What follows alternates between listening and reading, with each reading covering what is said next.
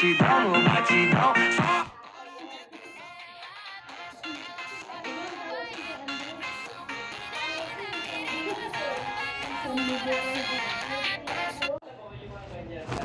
Quicando, vai jogando, não perde. Nakikita ko nung mayroon akong maramdaman sa kanyang interpretasyon. And I would say na meron. Pero there were points in the song that naramdaman ko yun. Kasi parang magkaiba yung nagpapa-impress. Hindi ko pa nakikita si Ate Rosa, hingi ako ng formal Sino I Riz? have to say, Yung hipag ko sila ako, di ba? Ako ba yung kuya ko? Kinuha yung hindi na kailangan niya. Isinolin niya. Ibig na, pasahensya na po. Dahil kahit 10 niya o 100 niya, kaya ako bumili. Sabi ko, gaga talaga to. Ang galing talaga ng hipag ko. Yung hipag mo nagsabi. Hindi ko kung ano yung hipag mo. Oh, galing mo ha. Ikaw lang ano, ikaw pa. Bumili. Hindi ang hirap nga yung sira ko sa mga kapatid.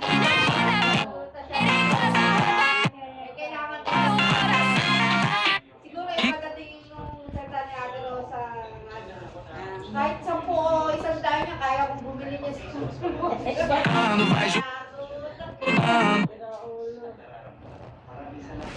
Hinirap mo eh.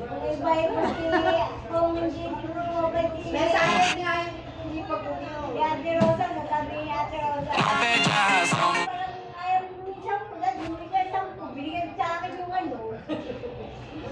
O, bumili ka na, hingi. Hindi siya nakahubra doon sa nakahupa sa aming babae maganda yung maldita. Milyaryo, hindi ba katawag yan? Sabi ko, Ano kalat siya bang ba? Para muna nakita nung kailan yung Hilario.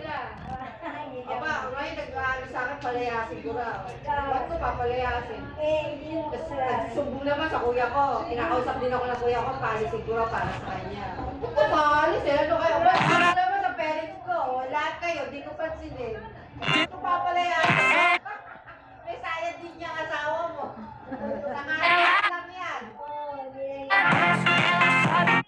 Murahan silang dalawa nun eh.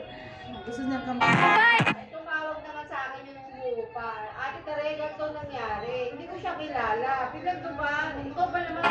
Sabi ko, yes. Siya. Yes, tumama ka na.